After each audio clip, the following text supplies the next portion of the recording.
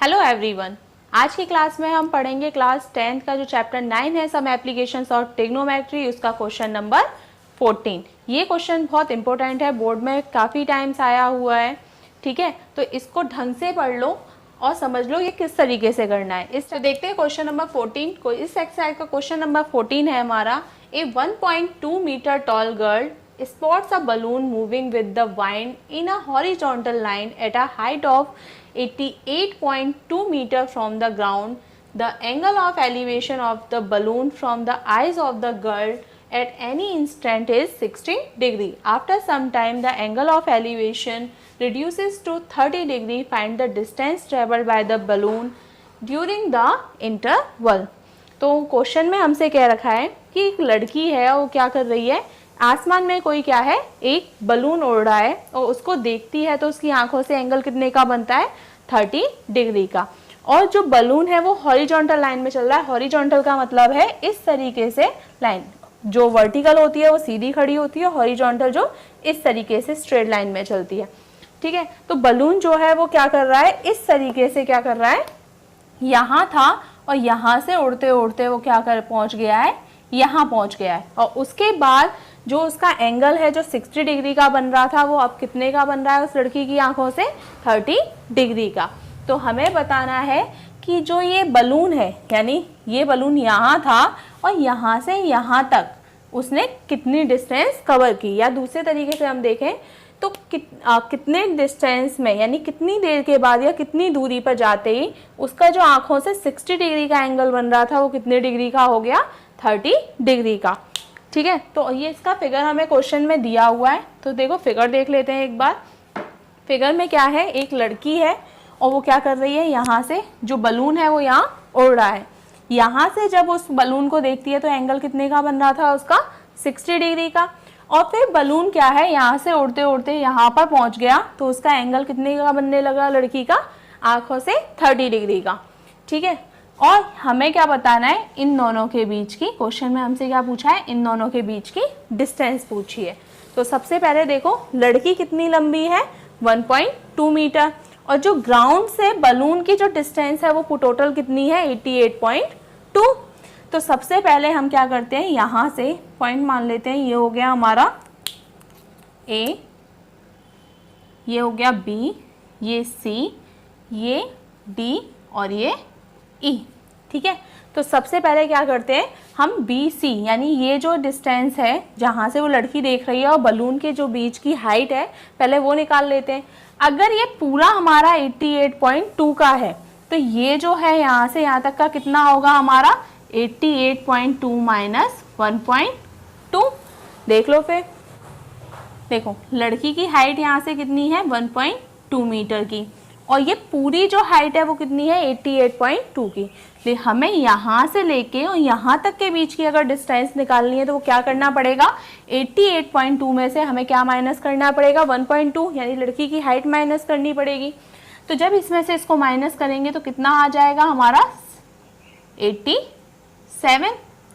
ठीक है, अगर 88.2 में से और हम 1.2 को माइनस करेंगे कितना आ जाएगा, 87।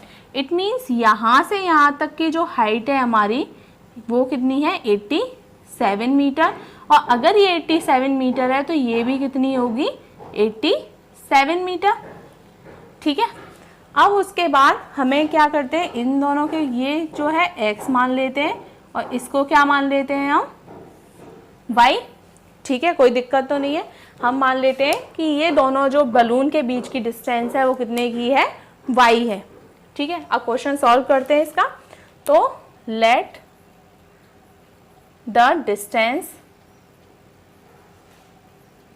Travelled by the balloons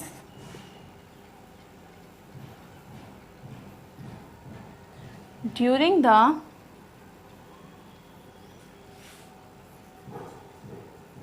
interval is, इसकी जगह B ले लेते हैं, B बाई, इसको क्या मान लिया, बाई एंड। ठीक है, AB इक्वल टू x।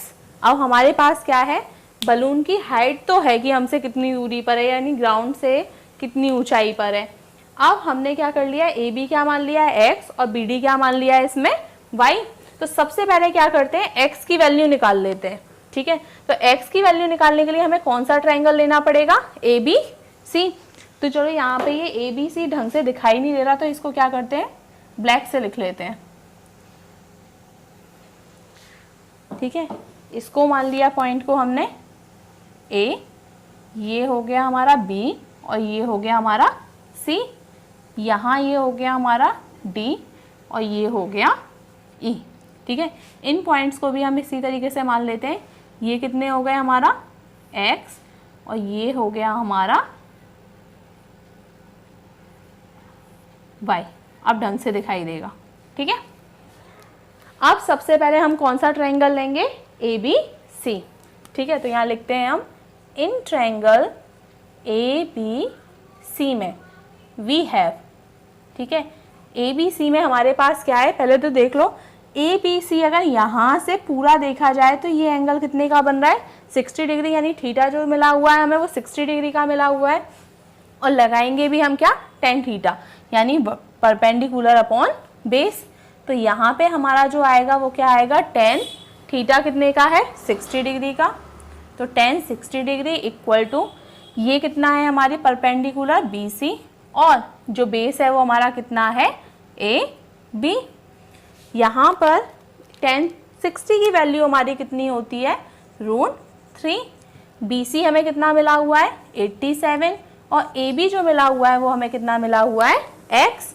तो यहाँ से x की वैल्यू कितनी आ जाएगी, देखो x तो इसके साथ मल्टीप्लाई में चला गया, तो चलो यहाँ देख लेते हैं, ये हो गया √3x इक्वल टू 87। अब √3 क्या है, 87, जो x के साथ मल्टीप्लाई में, तो हम इससे यहाँ से ये मल्टीप्लाई में है, इसलिए क्या करेंगे, यहाँ से हटा देंगे और इसे क्या कर देंगे, यहाँ अपॉन में ले आएंगे।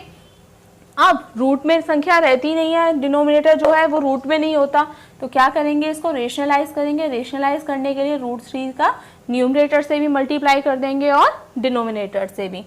तो ये हो गया x इक्वल टू 87√3 और √3 मल्टीप्लाई √3 3। अब यहाँ से x की वैल्यू जो निकलेगी वो कितनी निकलेगी, 3 का डिवाइड अगर हम 87 में दें तो क्या हो जाएगा, 3 2 ज़ा 6 और 3 9 ज़ा 27। ये कितना हो गया, 29√3 मीटर। ठीक है, चलो हमारी x की वैल्यू तो हमें मिल गई 29.29√3, ये हो गई हमारी 29√3 मीटर। ठीक है, अब उसके बाद जब हमें x की वैल्यू मिल गई है तो अब हम निकालेंगे y की वैल्यू। और y की वैल्यू निकालने के लिए हमें क्या करना पड़ेगा, कौन सा ट्रायंगल लेना पड़ेगा, ये वाला E A और D, यानी ये वाला जो ट्रायंगल है ये लेना पड़ेगा हमें। हम अलग बना लेते हैं, पहले हमने जो ट्रायंगल लिया था वो कौन सा वाला लिया था, ये वाला। देखो ये ट्रायंगल था हमारे पास, ये जिसमें ये A था, ये B था और ये C था। यहाँ पर ये 60 डिग्री था, ये x था, और ये वाला जो पोर्शन था वो कितना था, 87।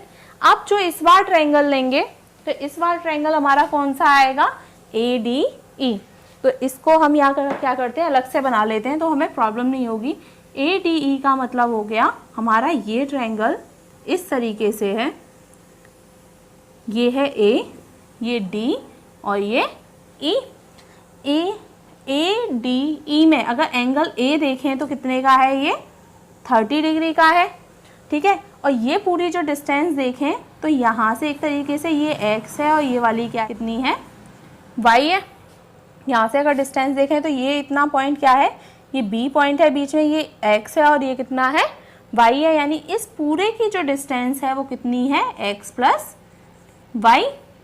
ठीक है, और यहाँ पर जो हाइट है जो 87 ये है और ये भी कितनी है, 87। अब हमें निकालने में कोई प्रॉब्लम नहीं होगी। तो अब हम लेते हैं कौन सा ट्रायंगल, इन ट्रायंगल ADE में।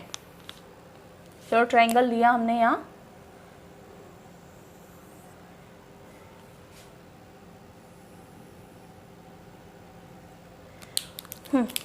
इन ट्रायंगल ADE में वी हैव, हमारे पास क्या है, हमें सारी चीज़ें क्लियर है ना। कि हमारे पास क्या है, ए है, डी है, ई है। डी ई की कितनी वैल्यू दे रखी है 87, एंगल ए कितने का मिला हुआ है हमें 30 डिग्री का, और ए डी कितनी दे रखी है x प्लस वाई। और हमारे पास क्या है परपेंडिकुलर और बेस, यहाँ भी क्या लगाएंगे tan थीटा, तो ये क्या हो जाएगा tan थीटा कितना है, थीटा कितना है हमारे पास 30 डिग्री इक्वल टू, अब परपेंडिकुलर कितना है हमारे पास डी और बेस कितना है AD। अब tan 30 की जो वैल्यू होती है वो कितनी होती है 1/√3, तो ये हो गया हमारा 1/√3। DE हमें कितना मिला हुआ है 87, और AD किससे मिलकर बना हुआ है x प्लस वाई से। इस फिगर में भी AD अगर देखें तो वो क्या है x प्लस वाई, तो ये हो गया हमारा x प्लस वाई। अब यहाँ अगर इसको क्रॉस मल्टीप्लाई किया जाए तो x प्लस वाई का 1 से मल्टीप्लाई होगा तो x प्लस वाई हो जाएगा, और 87 का √3 से मल्टीप्लाई हो जाएगा। अब यहाँ पर x की जो वैल्यू हमने निकाली है 29√3, वो क्या करेंगे यहाँ पुट कर देंगे, तो यहाँ लिख देंगे हम 29√3 प्लस वाई इक्वल टू 87√3। यहाँ लिख दो फ्रॉम इक्वेशन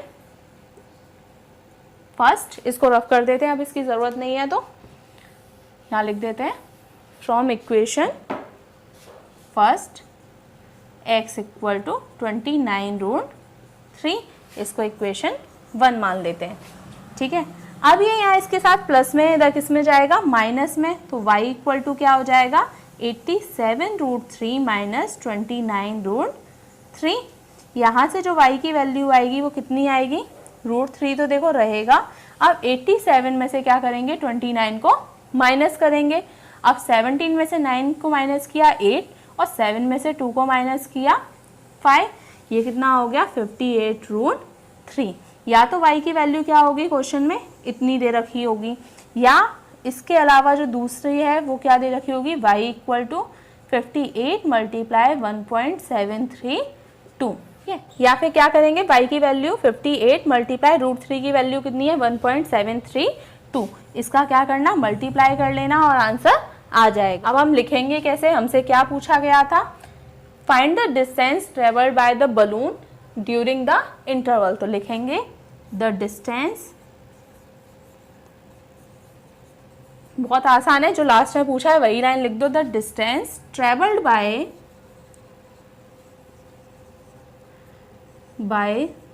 द बलून, ठीक है, by the balloon during the interval,